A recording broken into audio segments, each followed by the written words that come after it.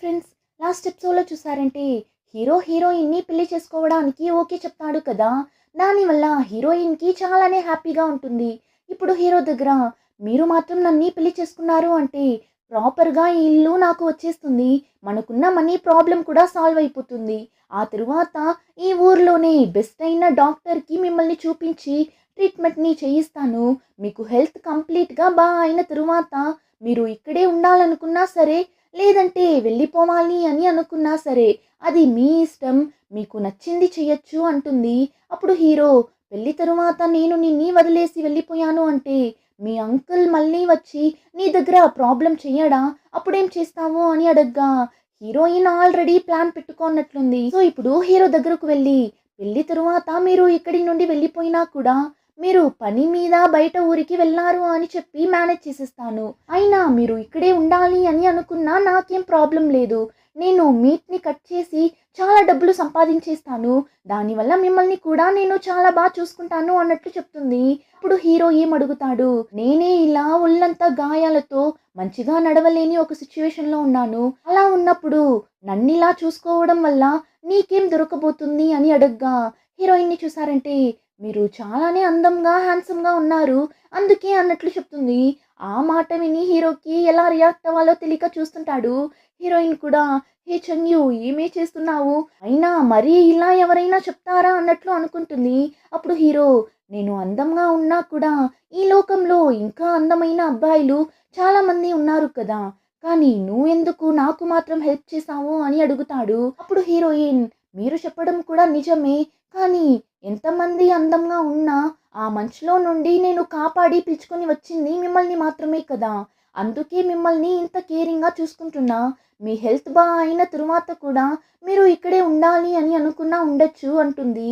కానీ హీరో, లేదు, నాకు హెల్త్ బాగా అయిన వెంటనే నేను ఇక్కడి నుండి వెళ్ళిపోతాను, కానీ నువ్వు నాకు చేసిన ఈ హెల్ప్కి నేను ఖచ్చితంగా నీకు ఏమైనా చేయాలి, నీకు ఏం కావాలో అడుగు అంటాడు. అప్పుడు హీరోయిన్, నాకేం కావాలి, ఆల్రెడీ మీరు నన్ను పెళ్లి చేసుకునేలా యాక్ట్ చేయడానికి ఒప్పుకున్నారు. ఈ విషయమే నాకు చాలా పెద్ద హెల్ప్, దానివల్ల ఇదే చాలు, నాకు ఇంకేం పెద్దగా ఎలాంటి ఆశ లేదు. అయినా మీరు అడుగుతున్నారు అని చెప్తున్నా, ఇప్పటికీ నేను మా నాన్న షాప్ని చూసుకుంటున్నా. సో ఒక 20 లేదంటే 30 పంది పిల్లలు ఉంటే బాగుంటుంది అన్నట్లు చెప్తుంది. ఆ మాట విని హీరో, ఏంటి 20 30 పంది పిల్లలు కావాలా, సరే ఇంకేమైనా పెద్దగా అడుగు అని హీరో మళ్ళీ అడిగితే, అయితే ఒక 100 పంది పిల్లలు కావాలి అని చెప్తుంది. అలా చెప్పేసి, కానీ అన్ని పంది పిల్లల్ని నేను కట్ చేయలేనేమో కదా అంటుంది. హీరో అయితే, తినకి పంది గురించి తప్ప ఇంకేం తెలియదేమో కదా అన్నట్లు చూస్తుంటాడు. ఇంకా అలానే నెక్స్ట్ డే చూపిస్తారు, హీరోయిన్ పెళ్లి కోసం డ్రెస్ కొందాము అని టౌన్కి వెళ్తుంది. హీరోయిన్కి ఆల్రెడీ మిన్ అనే అబ్బాయితో పెళ్లి ఫిక్స్ అయింటుంది కదా. అప్పుడు హీరోయిన్ వాళ్ళమ్మ ఈ షాప్లోనే హీరోయిన్ కోసం డ్రెస్ని ఆర్డర్ చేసింటారు. సో ఆ డ్రెస్ని చూద్దామని వెళ్తుంది. ఆల్రెడీ ఆర్డర్ ఇచ్చిన దాంట్లోనే అబ్బాయికి కూడా డ్రెస్ని స్టిచ్ చేసి ఇస్తారా అని హీరోయిన్ అడుగుతుంటుంది. అప్పుడు అక్కడికి హీరోయిన్ ఫ్రెండ్ ఒక అమ్మాయి వస్తుంది. ఇప్పుడు హీరోయిన్ దగ్గర, మా ఆంటీ చెప్పారు నీ హస్బెండ్ చంక్షు నుండి వచ్చారంట కదా అని చెప్తున్నప్పుడు ఆ షాప్లో ఉన్న లేడీ అదంతా విని హీరోయిన్ దగ్గర, నువ్వు పెళ్లి చేసుకోబోయే అబ్బాయి చంక్షు నుండి వచ్చాడా, అయితే అతనికి జీజెంగ్ గురించి కూడా తెలుసుంటుంది కదా అన్నట్లు అడుగుతుంది. ఈ జీజెంగ్ ఇంకెవరో కాదు, హీరోనే. హీరో అసలు సాధారణమైన ఒక వ్యక్తి కాదు, మిలిటరీలో ఒక పెద్ద పోస్టింగ్ లో ఉంటాడు. చెప్పాలి అంటే హీరోనే ఆర్మీ యొక్క కమాండర్. చివరగా పెద్ద యుద్ధం జరిగింటుంది. ఆ యుద్ధంలో హీరో చనిపోయాడు అన్నట్లు ఇప్పుడు రూమర్ స్ప్రెడ్ అవుతుంటుంది. సో ఆ షాప్ లో ఉన్న లేడీ దాని గురించి అడుగుతుంటుంది. యాక్చువల్లీ హీరోయిన్ కి కూడా హీరో గురించి ఆల్రెడీ తెలుసు, కానీ ఇప్పుడు తన ఇంట్లో ఉన్న హీరోని వాళ్ళు అనుకుంటున్న అజీజంగ్ అని తెలియదు. ఇంకా హీరో కూడా హీరోయిన్ దగ్గర వాడి పేరుని లైట్ గా మార్చి చెప్పింటాడు, జీజెంగ్ ని కాస్త యాన్జెంగ్ గా మార్చి చెప్పింటాడు. దానివల్ల హీరోయిన్ కి తన ఇంట్లో ఉన్న హీరోని జీజెంగ్ అని తెలియదు. అంతేకాకుండా ఇప్పుడు జీజెంగ్ చనిపోయాడు అని తెలిసి షాక్ అయి, అవునా అతను చనిపోయాడా అని అడుగుతుంటుంది. ఇప్పుడు ఇక్కడ అలానే కట్ చేసి ఆ దేశం యొక్క రాజుని చూపిస్తారు. మినిస్టర్స్తో మీటింగ్ని వేసి మాట్లాడుతుంటాడు. హీరో గురించే మాట్లాడుతుంటారు. అప్పుడు అక్కడ ఉన్న మినిస్టర్ రాజు దగ్గర చివరగా జరిగిన యుద్ధంలో జీజాంగ్ చనిపోయాడు, అతని బాడీ కూడా దొరకలేదు అన్నట్లు చెప్తాడు. అప్పుడు ఆ రాజు ఏం చెప్తాడు, ఇప్పటి వరకు మనం చూసిన వాళ్ళలో గొప్ప వీరుడు అంటే అది జీజాంగ్ అనే చెప్పాలి. అతను చనిపోయినా కూడా అతన్ని మనం గౌరవించేలా గొప్ప మహావీరుడు అన్న ఒక బిరుదుని అతనికి ఇద్దామని చెప్తుంటాడు. ఆ టైం అక్కడ ఉన్న ఆ దేశం యొక్క ప్రైమ్ మినిస్టర్ ఏమంటాడు, ఇలాంటి యుద్ధంలో వీరులు చనిపోవడం అంతా సహజమే.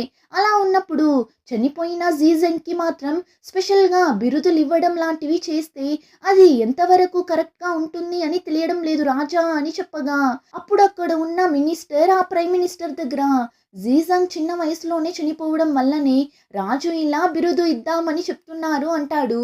అప్పుడు ఆ ప్రైమ్ మినిస్టర్, కానీ జీజంగ్ బాడీ ఇంకా దొరకలేదు. అలా ఉన్నప్పుడు అఫీషియల్గా జీజంగ్ చనిపోయాడు అని మనం డిసైడ్ అవ్వలేము. అంతేకాకుండా జీజన్ చనిపోయాడు అని మన శత్రు రాజ్యాలకు తెలిసింది అంటే అది మనకే ప్రమాదం. దానివల్ల ఇప్పటికీ ఇలా అంతా ఏం చెయ్యకండి అన్నట్లు చెప్తాడు. రాజుకి కూడా ఆ విషయం కరెక్ట్ అని అనిపించి ఒప్పుకుంటాడు. కానీ ప్రైమ్ మినిస్టర్ హీరో ప్రాణాలతోనే ఉన్నాడా లేదా అని సీక్రెట్గా మనుషుల్ని పెట్టి వెతుకుతుంటాడు. అసలు ఈ ప్రైమ్ మినిస్టర్ మంచోడా లేదంటే చెడ్డోడా అని తెలియడం లేదు, చూద్దాం. ఇంకా ఆ టైంలోనే హీరోయిన్ని చూపిస్తారు. వెడ్డింగ్ డ్రెస్ కైనా మెజర్మెంట్స్ని ఇచ్చేసి ఇంటికి వెళ్తుంటుంది. అడవి ప్రాంతంలోనే వెళ్ళాలేమో, కానీ అలా వెళ్తున్నప్పుడు ఒక నక్క దగ్గర తగులుకునేస్తుంది. కానీ ఎలానో దాన్ని ఒక రాయితో కొట్టి తరిమేస్తుంది. కానీ జరిగిన గొడవలో తన షూస్ ఎక్కడో మిస్ చేసుకునేస్తుంది. దానివల్ల ఇప్పుడు షూస్ లేకుండానే ఆ మంచులో నడుచుకుంటూ వెళ్తుంటుంది. ఆ టైం ఆ దారిలో గుర్రం బండి మీద ఇద్దరు వస్తుంటారు. అప్పుడు బయట గుర్రం మీద వస్తున్నోడు హీరోయిన్ ని చూసి, ఈ అమ్మాయి ఏంటి ఇంత మచ్చు పడుతుంటే షూస్ కూడా లేకుండా నడిచి వెళ్తుంది అన్నట్లు చెప్పగా, ఇప్పుడు ఆ బండి లోపల ఒకడు ఉంటాడు. వాడు బయట గుర్రం మీద ఉన్న వాడి దగ్గర ఆ అమ్మాయి ఎక్కడ ఉంటుందో అడుగు, మనమే ఆ అమ్మాయిని తన ఇంటి దగ్గర వదిలేద్దామని అడగ్గా, వెంటనే వాడు హీరోయిన్ దగ్గరకు వెళ్ళి, మీరు ఈ మంచులో ఇలా ఇంటికి వెళ్ళడం సేఫ్ కాదు, మా బాస్ మిమ్మల్ని మీ ఇంట్లోనే డ్రాప్ చేస్తాము అని చెప్తున్నాడు, రండి అని పిలుస్తాడు.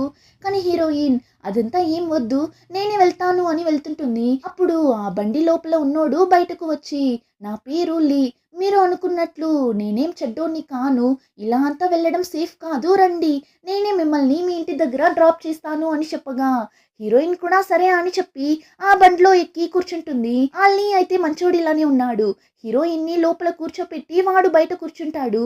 అప్పుడు హీరోయిన్ నాకు హెల్ప్ చేసినందుకు చాలానే థ్యాంక్స్ అంటుంది.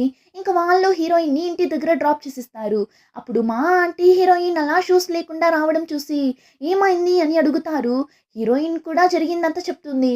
ఇలా నక్క నా మీద అటాక్ చేయడానికి వచ్చింది, అప్పుడే నా షూ మిస్ అయింది, ఆ తరువాతనే వీళ్ళు నాకు హెల్ప్ చేశారు అని చెప్పగా, ఆ మా ఆంటీ కూడా చాలానే థ్యాంక్స్ బాబు, లోపలికి వచ్చి తినేసి వెళ్ళండి అన్నట్లు పిలుస్తుంటారు. కానీ వాళ్ళు లేదు మాకు టైం అయింది వెళ్ళాలి అని చెప్పగా, ఆంటీ అయితే కాసేపు వెయిట్ చేయండి, నేను నట్స్ ని రోస్ట్ చేసి పెట్టాను తీసుకుని వచ్చేస్తాను అని చెప్పి వెళ్తారు. అలానే హీరోయిన్ కూడా లోపలికి వెళ్ళిపోతుంది.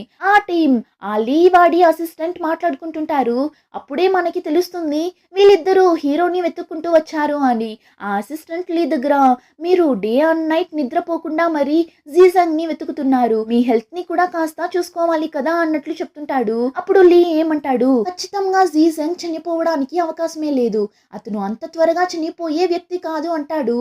సో ఎటుపక్క చూసినా హీరో ఎక్కడ ఉన్నాడు అని అందరూ వెతుకుతుంటారు. ఇంకా హీరోయిన్ లోపలికి వెళ్ళి హీరో ఉన్న రూమ్ లోపలికి వెళ్తుంది. ఆ టైం హీరో డ్రెస్ చేంజ్ చేసుకుంటూ ఉంటాడు. దానివల్ల వెంటనే హీరోయిన్ బయట వెళ్ళి డోర్ ని వేసుకుంటుంది. ఇంకా హీరో డ్రెస్ అంతా వేసుకున్న తరువాత ఏం విషయం అని చెప్పి అడగ్గా, హీరోయిన్ కూడా లోపలికి వెళ్ళి పెళ్లి కోసం డ్రెస్ ని స్టిచ్ చేయడానికి ఇవ్వాలి, దానికి మీ మెజర్మెంట్ కావాలి, అందుకే వచ్చాను అని చెప్పి ఇప్పుడు హీరో దగ్గరకు వెళ్ళి మెజర్మెంట్ అంతా తీసుకుంటుంటుంది. ఇప్పుడు అంతా తీసుకొని అక్కడి నుండి వెళ్తుంటుంది. కానీ హీరోయిన్ ని నక్క అటాక్ చేయడం వల్ల హీరోయిన్ కాళ్ళు బాగా పట్టుకుంటుంది, అంటే కింద పడిపోయింది కదా, అప్పుడు కాళ్ళు బెనికింటుంది. దానివల్ల హీరోయిన్ నడవలేక నడుస్తుంటుంది. హీరో కూడా చూసేసి ఏమైంది అని అడుగుతాడు. హీరోయిన్ కూడా ఇలా నక్క అటాక్ చేయడానికి వచ్చింది, అప్పుడు కింద పడిపోయా, కాళ్ళు బెండ్ అయి పట్టేసుకుంది అని చెప్తుంది. అప్పుడు హీరో నేను ఒకసారి చెక్ చెయ్యనా అని పిలుస్తాడు. కానీ హీరోయిన్ లేదు వద్దు నేను చూసుకుంటాను అని చెప్పి అక్కడి నుండి వెళ్తుంటుంది. కానీ హీరోయిన్ వల్ల కావడం లేదు, అస్సలు నడవలేకపోతుంది. ఇంకా హీరో వెంటనే హీరోయిన్ ని కూర్చోపెట్టి హీరోయిన్ కాళ్ళని చూస్తాడు. హీరోయిన్ కి కాళ్ళు పట్టుకుంటుంది కదా, ఇప్పుడు హీరో హీరోయిన్ కాళ్ళని పట్టుకొని ఒక తిప్పు తిప్పుతాడు చూడండి. అంతే హీరోయిన్ నొప్పికి తట్టుకోలేక అంత గట్టిగా అరిచేస్తుందా. ఆ సౌండ్ కింద నిల్చో ఉన్న అసిస్టెంట్ కి లీకి వినిపించి ఏంటది సౌండ్ అని చూస్తుంటారు. కానీ ఇక్కడ హీరోయిన్ కి హీరో ఇచ్చిన ట్రీట్మెంట్ వల్ల కాళ్ళు బాగా అయిపోతుంది. దానివల్ల హీరోయిన్ అక్కడే గెంతులేస్తూ నడుస్తుంటుందా. హీరో కూడా చూసి నవ్వుతుంటాడు. ఇంకా ఇక్కడ మా ఆంటీ కూడా వాళ్ళ కోసం నట్స్ ని తీసుకుని వచ్చి ఇస్తారు. అప్పుడు లీ లోపల అమ్మాయి చంగ్యూన్ ఎందుకో అర్చింది, ఏమైంది అని అడగ్గా ఆ ఆంటీ అదేం లేదు బాబు, లోపల తనని పెళ్లి చేసుకోబోయే అబ్బాయి ఉన్నాడు. సో వాళ్ళిద్దరూ ఏమైనా ఊరికే ఆడుకుంటూ నింటారు అన్నప్పుడు లీ ఏమంటాడు, తనని పెళ్లి చేసుకోబోయే అబ్బాయి అని చెప్తున్నారు. కానీ చెంగ్యూన్ అలా నక్క దగ్గర నుండి తప్పించుకొని ఇంటికొస్తే అతనెందుకు బయటనే రాలేదు అన్నట్లు అడుగుతాడు. అప్పుడు ఆంటీ లేదు బాబు, అతని కాళ్ళకి దెబ్బ తగిలింది అందుకే రాలేదు అన్నట్లు చెప్తారు. ఆ మాట విని లీ అసిస్టెంట్ కి డౌట్ వచ్చేస్తుంది. ఇప్పుడే చంక్షులో పెద్ద యుద్ధం జరిగి అందులో చాలా మందికి దెబ్బలు తగిలి ఇలా ఒకరింట్లో వచ్చి తల దాచుకుంటున్నారు. ఆ అమ్మాయిని పెళ్లి చేసుకోబోయే అబ్బాయి కూడా అలానే వచ్చాడా అన్నట్లు అడుగుతాడు. అప్పుడు మా ఆంటీ అయ్యయ్యో ఊరికే ఉండకుండా వాగేసానా అని అనుకొని అలా అంతా ఏం లేదు బాబు, ఆ అబ్బాయి మా దూరపు బంధువులు, మీరు అనుకుంటున్నట్లంతా ఏం కాదు అంటారు.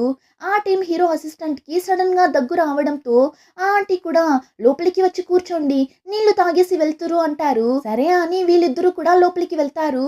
కానీ కింద వీళ్ళు మాట్లాడే సౌండ్ పైన హీరోకి వినిపించడంతో హీరోయిన్ దగ్గర ఇంటికి ఎవరైనా వచ్చారా ఏంటి అని అడగ్గా అప్పుడే హీరోయిన్ కి గుర్తొస్తుంది, అవును నేను షూస్ లేకుండా నడిచి వస్తున్నా అని ఆ దారిలో వచ్చిన ఇద్దరు నాకు హెల్ప్ చేశారు, వాళ్ళే వచ్చిండారు అని చెప్పి ఇప్పుడు హీరోయిన్ వాళ్ళ దగ్గరకు వెళ్ళి నీళ్లు ఇస్తుంటుంది. అప్పుడు లీ హీరోయిన్ దగ్గర మీకు పెళ్లి జరగబోతుందంట కదా అన్నట్లు అడగ్గా హీరోయిన్ కూడా అవును పెళ్లి తర్వాత అతను ఇక్కడే మా ఇంట్లోనే ఉంటాడు అని చెప్తుంది.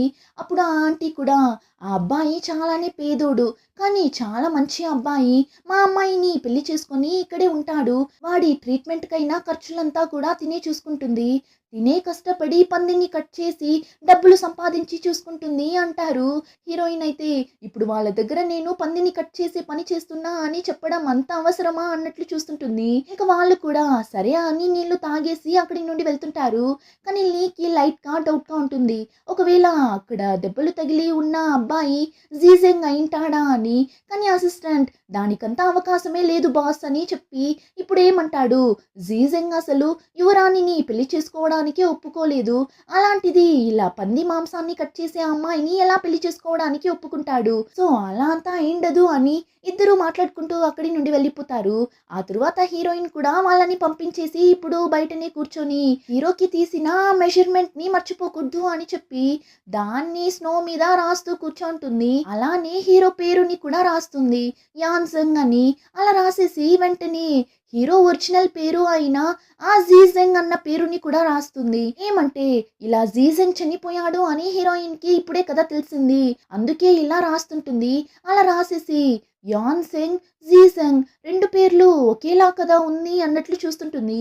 ఇప్పుడు అదంతా విండోలో నుండి హీరో చూసి ఎందుకు తను అలా రాస్తుంది, తనకి నా మీద డౌట్ వచ్చేసిందా ఏంటి అన్నట్లు కూర్చుంటాడు. ఇప్పుడు చూస్తే కాసేపట్లోనే హీరోయిన్ హీరో రూమ్ కి వచ్చి నేను మీ దగ్గర ఒక విషయం అడగాలి అని చెప్తుంది. హీరో కూడా అయితే తినకి నిజంగానే నా గురించి తెలిసిపోయిందనుకుంటా, అందుకే దాని గురించి అడగడానికి వచ్చిండాది అని అనుకొని చెప్పండి ఏం విషయం అని అడగ్గా ఏం లేదు, ఈరోజు నైట్ నిద్రపోకుండా నా కోసం వెయిట్ చేస్తారా, మనిద్దరం కలిసి ఒక విషయం చేయాలి అని చెప్తుంది.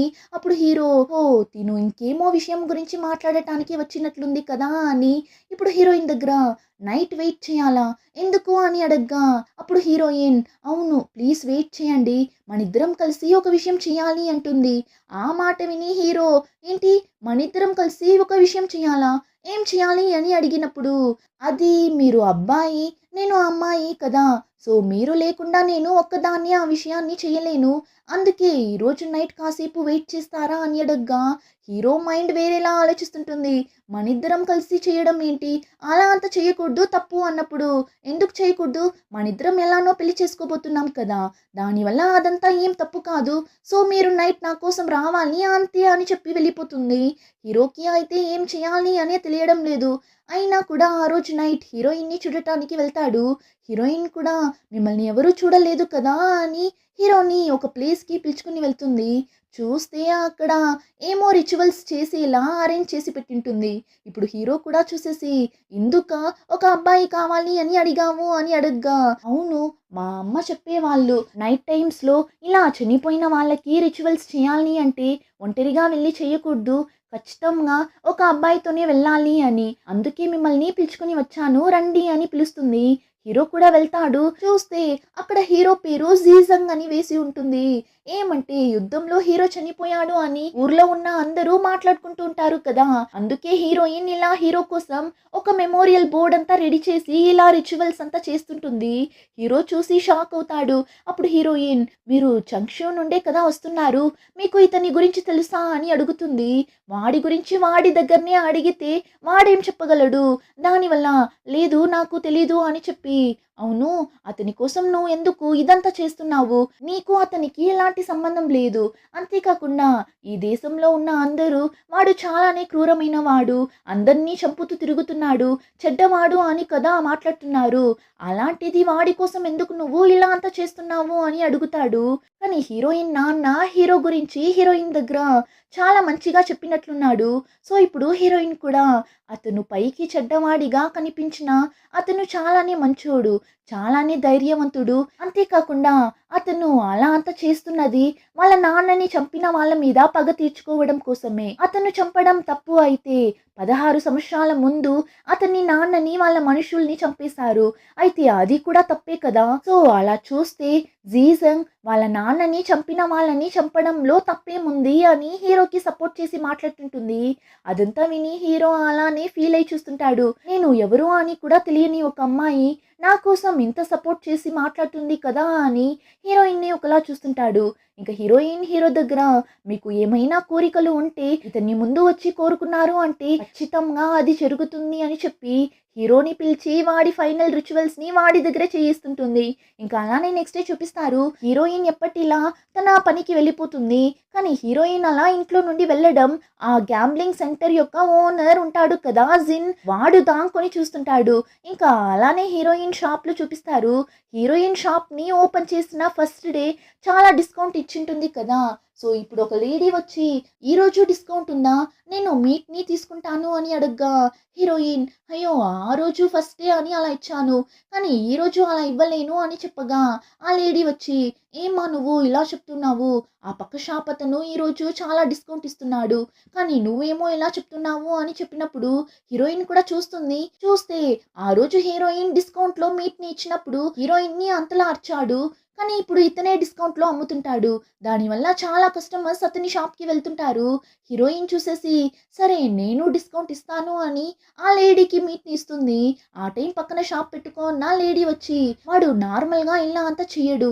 కానీ ఈరోజు ఇలా అంతా చేస్తున్నాడు అంటే ఏమైనా ప్లాన్ పెట్టుకున్నాడేమో చూసి జాగ్రత్త అంటుంది. ఇంకా హీరోయిన్ అతని కంటే ఎక్కువ డిస్కౌంట్‌లో మీట్‌ని ఇవ్వగా ఇప్పుడు అతని షాప్‌కి వెళ్ళిన అందరూ హీరోయిన్ దగ్గర కొందామని హీరోయిన్ షాప్‌కి వస్తుంటారు. అంతే ఆ షాప్ అతనికి మండిపోతుంది. ఎప్పటిలా హీరోయిన్ దగ్గర గొడవ పడుతుంటాడు. ఇప్పుడు ఇక్కడ అలానే కట్ చేసి హీరోయిన్ ఇంట్లో ఉన్న హీరోని చూపిస్తారు.